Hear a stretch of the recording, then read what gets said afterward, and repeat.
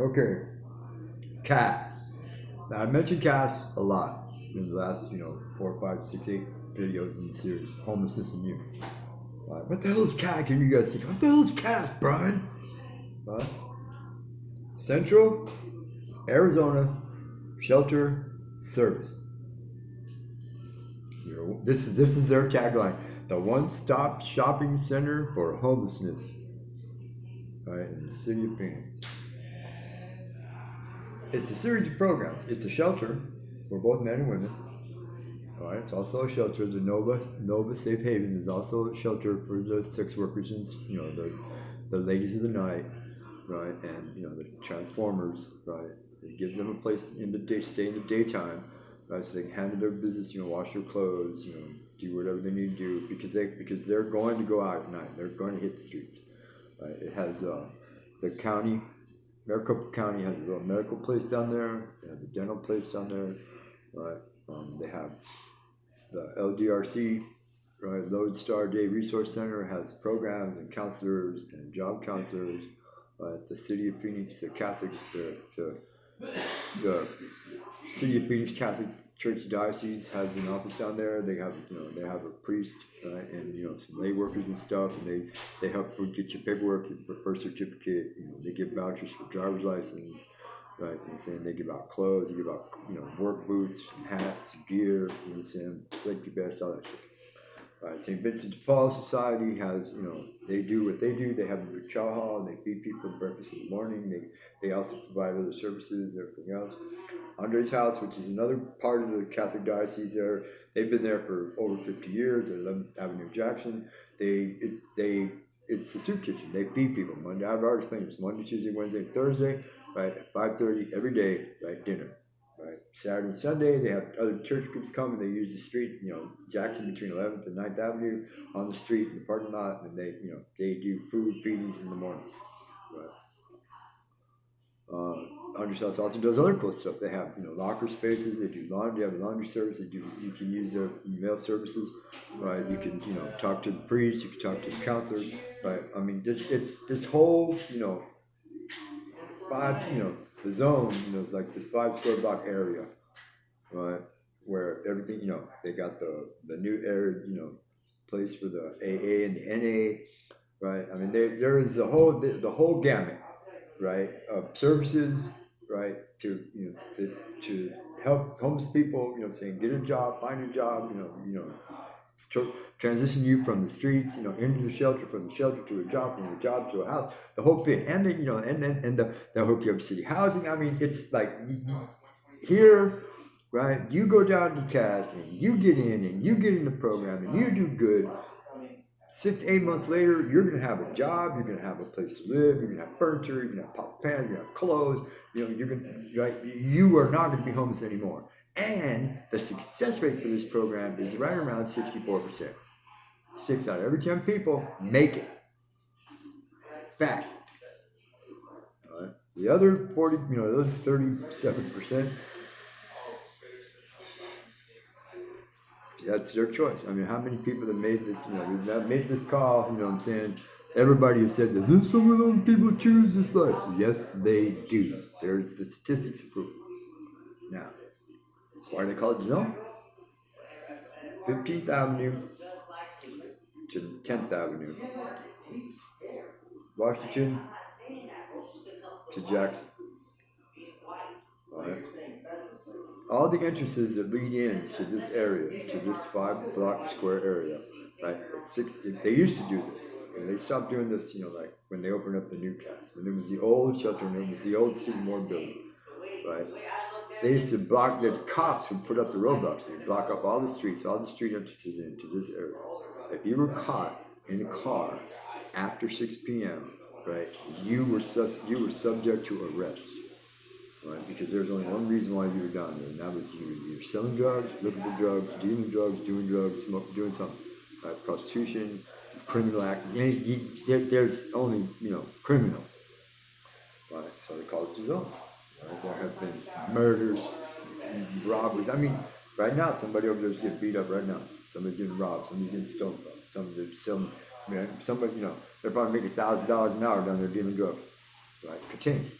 Right? That's the reason why they push them all down there, because they've been using the cops have been containing this area since the 70s. And it's butted up by the railroad tracks on the south side. I know, I've seen that. Hey, what happened to everybody today? And that's that. Right? You know what I'm saying? The people that are living in the tents that are outside, you know what I'm saying, when I showed you some of the video, a lot of them are waiting to get in because there's only 250 beds in the shelter. Right? Right? 200 beds for the men and 50 beds for women. That's it. Right? Okay, so there's a waiting list, and that's why there's all those people outside, and most of those people are waiting to get in. Right? And the cops have told them, and the people at CASS have told them, this is, we have way too many people, we don't have enough beds, you know what I'm saying? But you sign up on the list, and when your name comes up, we'll get you right in. And they go from living in a tent to living in a shelter. Right? But here's the deal: they have to sign up for the program. They have to come. They have to take the classes. They have to do the counseling. They have to, they have to go, write a resume. They have to learn, they have to learn computers. They have to learn skills, right? I'm saying, and then once they're inside the shelter, it's got levels. It's level 1, level 2, level 3. Level 1, when you first get in, you first get in, you sleep on the floor for a month or two. Essentially, you get situated in the program. You get oriented. You know what you're doing. Complete a few classes, you're in there for a month or so, right? Then you move up to level 2. The counselor said, yeah, Brandon, you're good. Put him level 2. Level 2, you can go floor to a bed, right? You get more classes, you get more shit. They give you some stuff, they hook you up, food stamps, access, right? After come 2-3 more months, you know what I'm saying? You graduate from your school, whatever school they put you in, right? Brian's level 3, he's ready to go. Start looking for a job, moving up. You know what I'm saying? Boom, move up to level 3, you move upstairs to the better shelter area. So you got your little cubicle, got your little space, and so you call your own for a minute. But now, right, all the shit that they taught you, all the shit that you've been through, all the shit that you dealt with, right now it comes to fruition. Now, right, you get a case manager. And that case manager works with you one-on-one. Yeah, they probably have 30 or 40 people on their caseload, but they work with you one-on-one on when it's your turn. Right? And they go through they create your resume. By this point, you've already created it. They go over it point by point by point. They improve it. They show you how to improve it. Add skills. They draw out more information from you that you can add to it. Right? And then they type you in the old box here. And it's bingo. And they do the search and they match you with the jobs that are available. And they're all awesome here in Phoenix. Right? That best suit for you. And then bing, they give you a printout. Pow. Go apply for a job, right? And give you a bus pass, and you just go boop, boop, boop, boop, until you keep hitting these places until you either A, get a job, or you burn through the list they give you. Then you go back and you give me another list. Excuse me. Right? And that's how it works, and it is successful 64% of the time because these people want to apply this. These people want these. It works because the people that it works for want to get off the street. The ones that don't work for were bullshitting in the first place. Thought they were going to get in, slide back through, it was going to be cool, I'm going to live in the book shelter for 6 months, man, it's so hot outside, 118 in the shade, I'm going to be in the air conditioner, blah, blah, blah, blah. It doesn't matter what level you are in the shelter, 6 a.m., everybody is awake, right? By 7, you're all over the same benches eating breakfast. By 8 o'clock, right, I'm saying the place is a ghost town. Why? Because they boot everybody out, right? The only ones that don't get booted out, I'm saying, have to go back outside. They got to line up at the gate, and you have to show their ID and their appointment card to get back in to talk to their counselor, to their case manager, to the doctor's appointment, whatever. I'm saying, and the security guys at the gate got the list. It's like VIP fucking nightclub shit. You say, oh, you've been on the list when you're getting in, right? And you can't slip them. You ain't gonna slip this dude fucking to 50. Right? This motherfucker's liable. Put you asses back in the line. Or they'll call on the radio and say, Captain, so-and-so's out here says he's supposed to have appointments. He's got a card, but he's on the list. What's the deal? The counselor don't want to see you, you ain't getting seen. So that's simple. It works. It seriously does work. Right? Why the hell do you think Maricopa County spends, a couple $3-4 million of, fiscal year funding this place? Because it works. Right? But it only works if you want it to work for you. Right? And you got to go down there too, so that helps.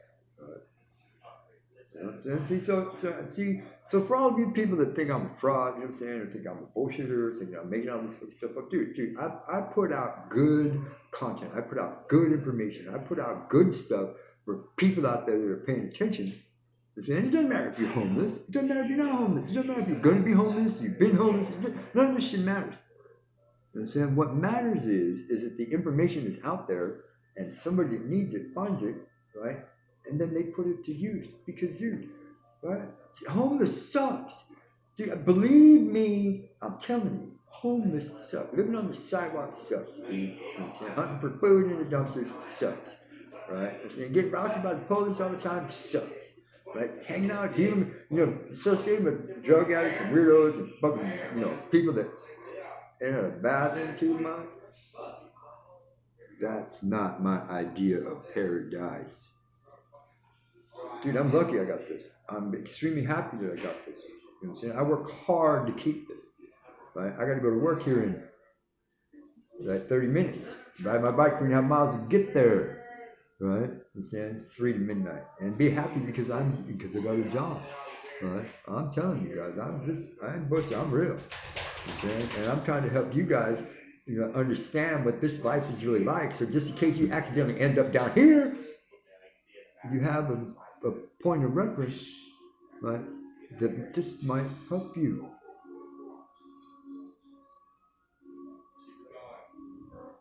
For all my European friends, Kali, right, Emmeline, right, there's a lot of you guys.